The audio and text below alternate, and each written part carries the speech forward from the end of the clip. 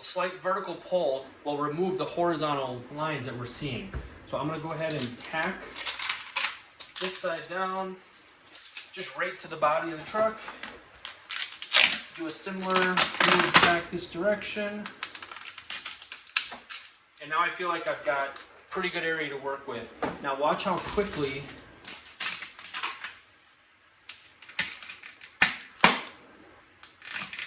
let's get to this. So honestly, I've already done a prep clean, just using some baby shampoo solution and water, just for an initial clean, and then isopropyl alcohol and a paper towel to do a quick wipe down, just to kind of get rid of any contaminants or grease or anything like that that just might be on there. So at this point, I feel like it's in a very clean state.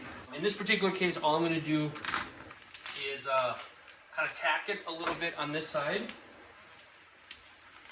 I don't need any heat for this. I'm just going to do kind of a cold stretch, but I just want to get some horizontal lines running this direction.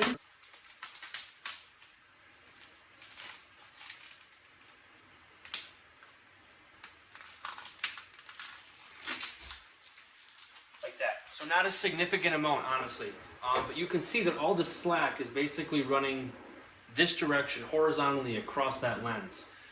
So the way you would remove slack when you're working with vinyl is to actually pull the opposite direction. So I will pull a slight vertical pull will remove the horizontal lines that we're seeing. So I'm going to go ahead and tack this side down, just right to the body of the truck. Do a similar move back this direction. And now I feel like I've got pretty good area to work with. Now watch how quickly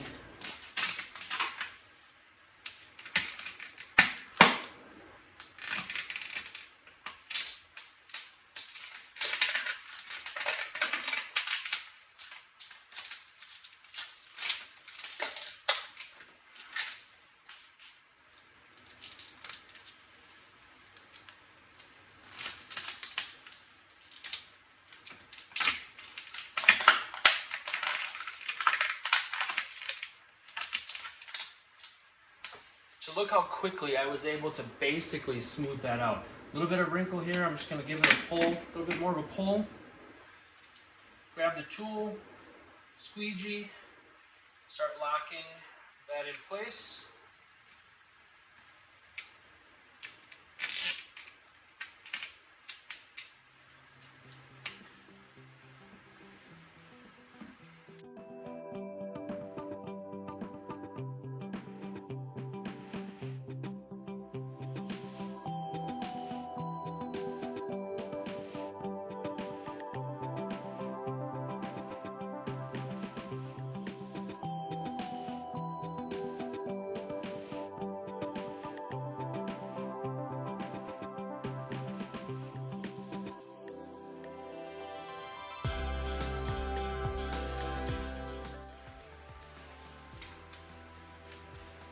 And that's really kind of it.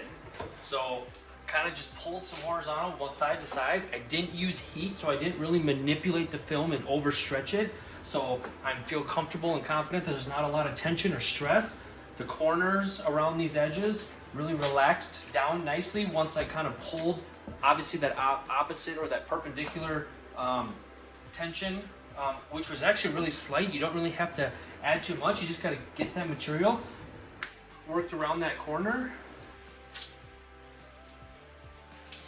And so what I'm going to do at this point now is I want to lift basically till I get towards the edges of where the lens itself is going to the body of the third brake light housing. So you don't have to wrap all the way over to that housing. You only just need to worry about this lens, and the seam between the lens and the housing is where we'll just run our knife and using that as a guide, and that's really all you're going to have to work with.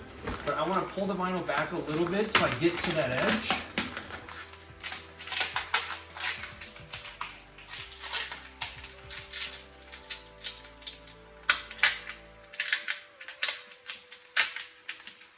At this point, I just want to add a little bit of heat. It's really going to now relax and almost tighten up this little bit, and kind of do a feeding and using a tuck with a small tool just to really make sure that the vinyl is tucked tight and clean to that edge all the way around the perimeter of the lens itself, and then we'll just grab the knife and make our cut.